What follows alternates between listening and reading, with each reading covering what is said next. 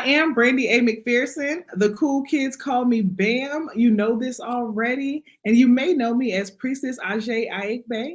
And I'm super excited to bring to you the next installment of Politics of a Priestess with my amazing co-creator here. Hello, everyone. I am Queen T, also known as Priestess Ifa Pomele Omoware Ogonyomi, the practical priestess. I'm excited for this one because so many people don't know this information. Yes. Like you heard her say, the practical priestess. This is a practical installment, y'all. This is a practical episode, okay? So, we're going to be talking about the three branches of government and what they do. And I know you may be like, is this 10th grade civics class? Yes. Yes. Yes, Let us yes, take it a is. flashback. Because y'all wasn't listening. Y'all skipped that day or that week, that installment. I don't know what y'all was doing, but y'all wasn't in class. Y'all didn't learn none of this here information in any way, shape, or form. And it bothers me. So we're going to break it down. We're going to break it down. We're going to clarify some things. That way, we all have a better understanding of what we should be expecting and looking for from our politicians, whether they're local, they're state, or they're federal. Okay. So there's a lot of talk about, right now, the president, the vice president, what they have done or going to do or can do. And I think it's really important to realize and remember the functions that they do govern so that we're not thinking that they have some say so over topics that they don't even have say so over, and to also make sure we're holding the right people accountable. Make sure you know what your city council is supposed to be doing versus your county commissioners and things like that. Okay, so hopping right on in, we don't want you to only concern yourself with the presidential election, even though that's what's getting so much airtime and so much promotion right now. You got to vote local, okay? And vote local. That's what influences a lot of our day to day experiences, literally, the communities that we live in, okay, y'all? So, knowing that, like we said, just a flashback, it won't even be a long class, but just a little flashback. Remember that we have three branches of government. Each branch has their own lane that they have to stay in and drive in. Okay. So we have the legislative branch, you have the executive branch, and you have the judicial branch. Buckle up, people. Buckle up. Buckle up. Yeah, that sounds familiar, right? Okay. So that's the first one. We know it's three branches and we know what they're called. Yes. Now remember what they do, you guys. So the legislative branch creates the laws. They make the laws. Okay. The executive branch enforces the laws. They make sure that we actually abide by them. While the judicial branch interprets the laws. They say what is or isn't against the law. Okay? So when we think about the legislative branch of government, those folks who are making those laws, making policies that we have to abide by. On the local level, that looks like your city council. Okay, that's those folks that are passing city ordinances like zoning. That's even your county commissioners, depending on how your particular city, county, and state is set up. Here in the US, we typically have county commissioners as well, and they regulate those things that happen outside of outside of city lines, but within the county lines. Okay, so there are certain things even locally you can't go ask your county commissioner questions about things that have to do within the city limits because they wouldn't be the right point of contact. But we also have the same legislative branch at the state level. That looks like our state legislators who are making state laws. That's the state budget that we always hear people talking about. That's those teacher salaries and things like that that are set by the state. That's our state legislator. Then on the federal level, now we're talking about Congress because they're enacting federal laws, federal budgets, like healthcare funding that's always being talked about, right? So we have three branches of government, but we also have three levels of government. And that's really important to remember as we ask you guys to get really clear about the things that matter to you, the policies that matter the most to you and affect your community. Now you need to know who's the person to talk to, right? Do we need to talk to somebody at the local level, the state level, or is it your federal congressman that you need to be talking to? Okay. You see this parallel against all of the branches. So that same thing, the levels happen in the executive branch and the judicial branch as well, right? When you think about the executive branch locally, who's that? Think about it. That looks like your mayor, right? The person that enforces laws in your city locally. But then when we think about the state, we know that territory gets a little bit bigger. It's like, who's the executive? The executive director, almost, right? We think about business, the top dog that's calling the shots. Who is that for the state? Well, that's your governor. That's who's overseeing your state agencies. Like you talk about your state health department and public health and all those things. That's the person that you would talk to. And then as you continue to go up the levels, the chains, when you talk about the federal level, now we have the president because they're managing national policy. Okay.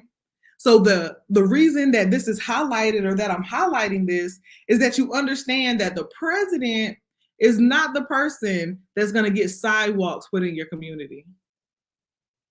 The governor quite possibly will not be the person to help you get sidewalks in your community. So you need to know how to navigate this system so that you make your informed decisions, right? So one of the things that you have decided for yourself is super important is though let's use those sidewalks because you want accessible mobility for everybody. You want people to be able to walk the street, to travel the streets, and you want it to be accessible. So you know that sidewalks are a really big deal. So now you know that it's super important for you to tune into your local elections, find out what those candidates feel, and find the candidate that cares about sidewalks just as much as you do, because it's at the local level that change is going to be made. Okay, so don't forget the judicial branch. Even we know that locally, that's your municipal courts. That's everybody that's going to handle your local speeding ticket. Okay, that's local. At the state level, you have the state Supreme Court, which is able to hear cases at a state level. And we've all heard things about the Supreme Court. We know that is the federal court, that is the law of the land. It interprets the actual Constitution. So if you were tuned into an episode before this, I think it was the last episode where we actually discussed me over here having these wild plans about, hey, we need to take this thing. This something that happened might have been unconstitutional. Now, if I feel like something is unconstitutional, it will do me absolutely no good to go down to the municipal court here in Fayetteville, North Carolina, because there's absolutely nothing that they can do for me. But if that's a concern that I have, I know that that's one that needs to be taken up at the federal level with the Supreme Court. Okay. A lot of times, like I said, kind of segueing into this, we see folks that place responsibility and blame on the wrong branch of government. And they wonder why their words and their petitions and their protests seem to keep going unheard. It's because they're hollering at the wrong person. Okay. So we want you to understand the three branches of government and how they work together. We talk about checks and balances. I know y'all remember that phrase from 10th grade civics and economics too. And that's why it's like that. So the idea is that hopefully somebody in one of the other branches could catch a slip or catch a gap that might be missing that was, passed on by one of the other branches. So they work intertwined together. All right. And then we just have to, for the sake of knowledge, knowing where to place, certain things, we got to give special mention to some agencies out there. Because sometimes I think we forget about them too, or they get thrown under the bus or forgot about. But there are certain agencies that are funded by government entities, but they're not managed by government entities, right? So if you, however you feel about that, we can have another conversation about that one. But things, IRS. that's one. There we go. Y'all heard her. No, People don't know that the IRS is not the Fed. Those are two different things. Good point. Okay. See y'all? See? Say even so now you got like the DOT, Department of Transportation. Sometimes we be thinking, that's managed by the government, but it's not. It's funded but not managed. Environmental Protection Agency, all of those folks. So they also OSHA, CDC. Yes. All these other entities that do have decision-making responsibility, they have some say-so in the things we would like to see change in. So we have to hold them accountable as well and not just continue to pass the buck. All right. So yeah, y'all, that's the three branches of government in a nutshell. And again, the reason why I think it's important that we highlight it is so that we understand who to hold accountable, what doors we should be knocking on, and not letting anybody get a pass for stuff that they should actually be doing. What you think, Egbe? So I'm gonna go a little deeper. Okay. Okay, go ahead, girl. I'm gonna get a little bit more specific. Okay, because I feel like people just really don't. I think specifically with the president, regardless of who the president is, people really don't understand the capabilities of the president. They don't actually understand the capabilities of Congress, and they do not know what the justices of the Supreme Court actually do. Like they don't know what is it that these people do. So again, the legislative branch makes the law, the executive branch enforces the law, and the judicial branch interprets the law. Okay, so the president can veto legislation created by Congress. That is a thing that the president can do. He or she also nominates heads of federal agencies and high court appointees. The executive branch conducts diplomacy with other nations, and the president has the power to negotiate and sign treaties, which must be ratified by 2/3 of the Senate.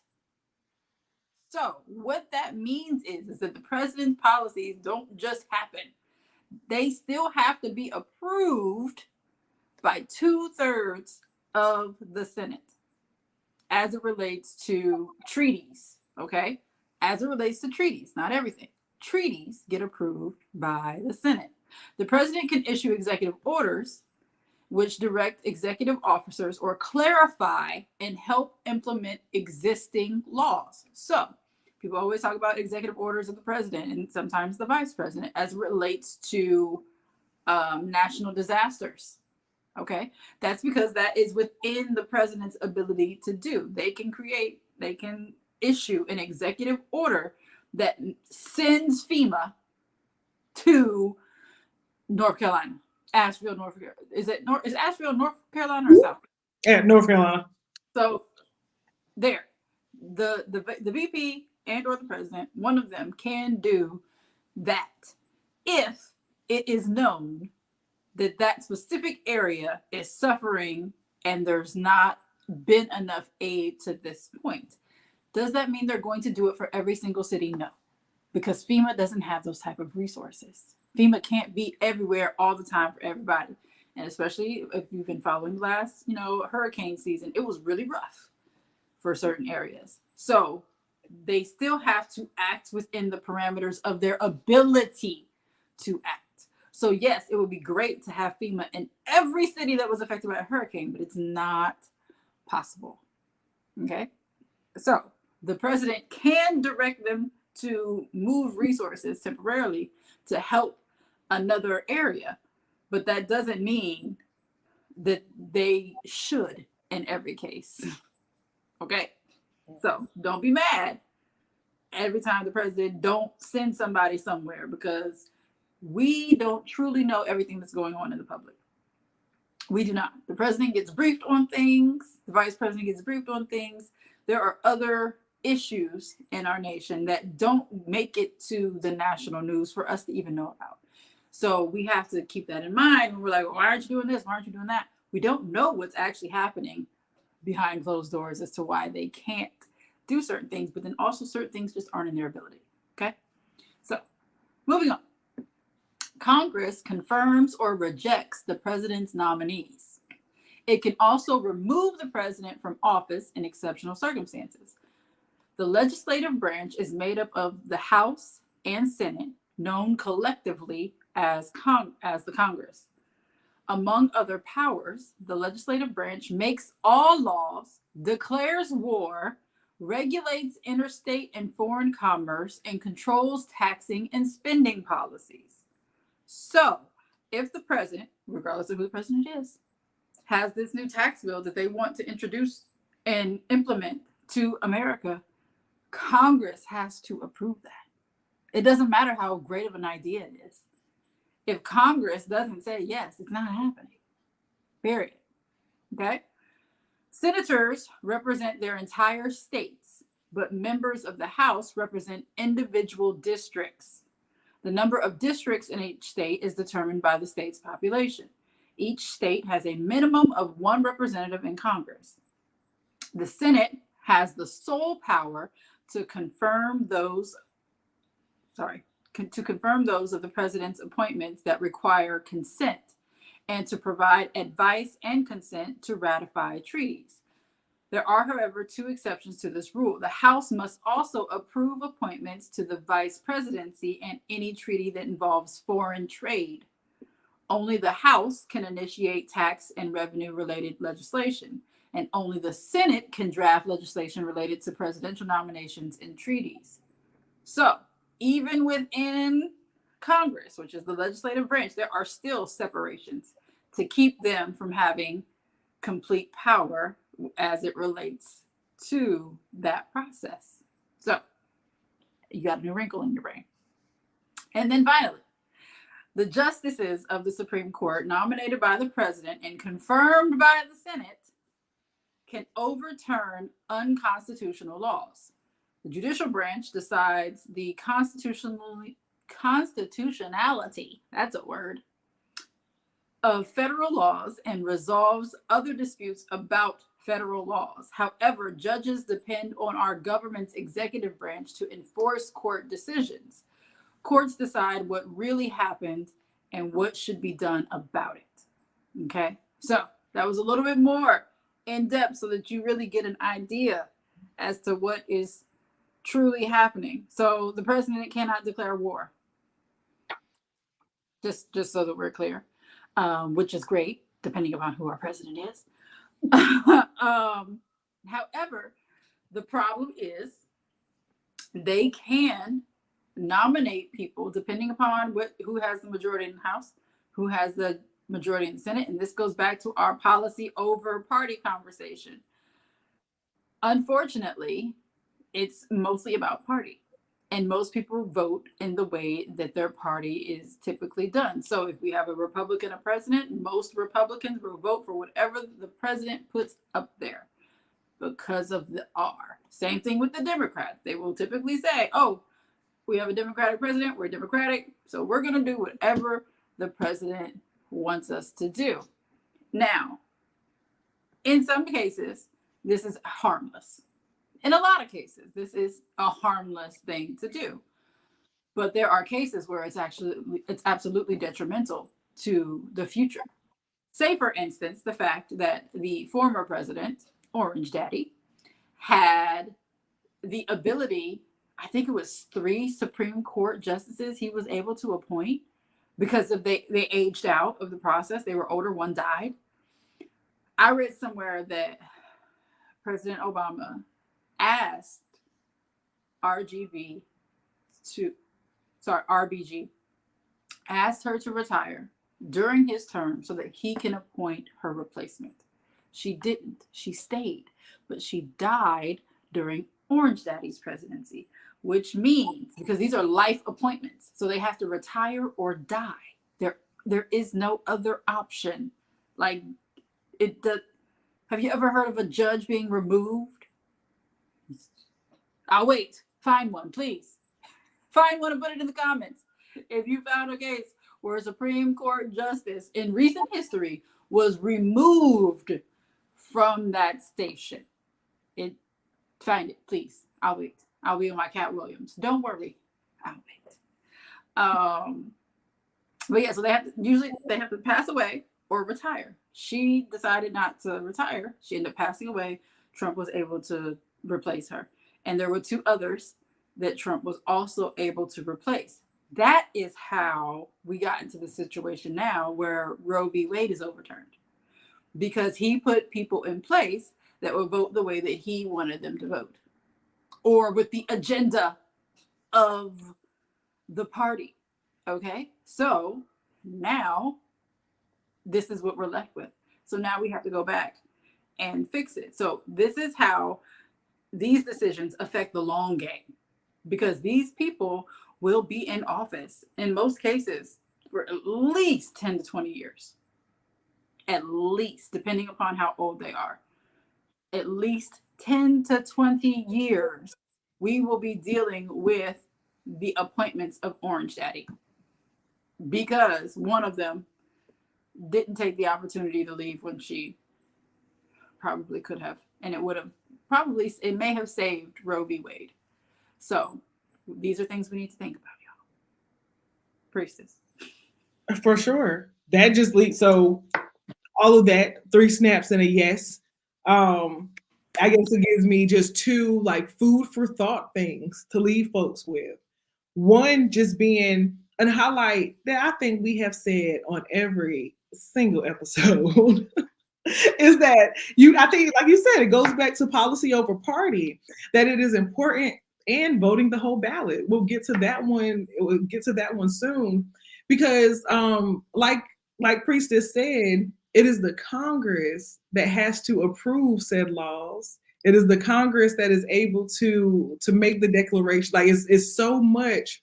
I guess this is the food for thought for those people that get really caught up in the presidential election.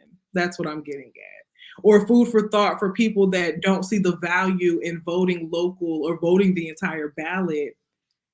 The media is making really big this presidential race, but it's these other guys that's really pushing the needle, that's moving the needle. And so just like we heard, you need Congress to move the way you want them to move. Yeah, the president might have to initiate something, but we still need Congress to move a certain way too. So you have to be intentional about putting those people in place. And then this one is more so grassroots. This is really a grassroots question for real. And I hope to expand on this a little bit later, but why do we give all of the responsibility for disaster relief to the federal government?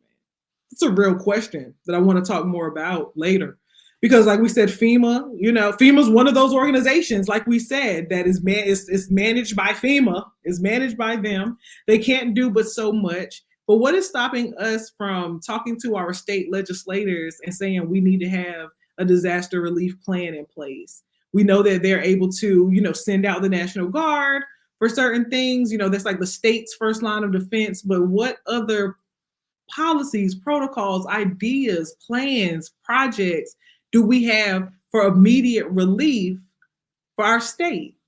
And then I encourage us to go say the same exact thing to our county officials, because they make the budgets. Like, yeah, there's a template. We know they got to talk about health, but they make the budgets. And if we want to see a budget line item for disaster relief, democracy tells me I can have it. And really, that's like a Department of Public Health type situation. Like if I'm really thinking about it, like as you were talking, I'm like, first of all, damn it, I've never thought about that. So you caught me slipping on that, because I never thought about that. And then yes, that's like a Department of Health type of thing.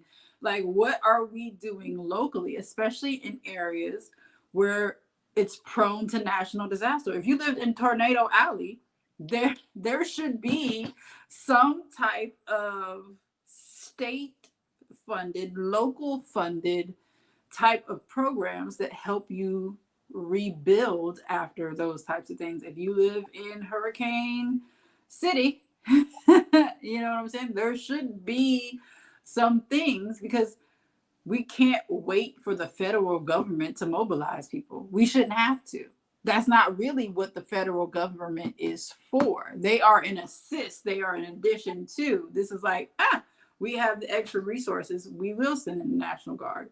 FEMA isn't busy right now, so we'll move FEMA, this section of FEMA, over here to help.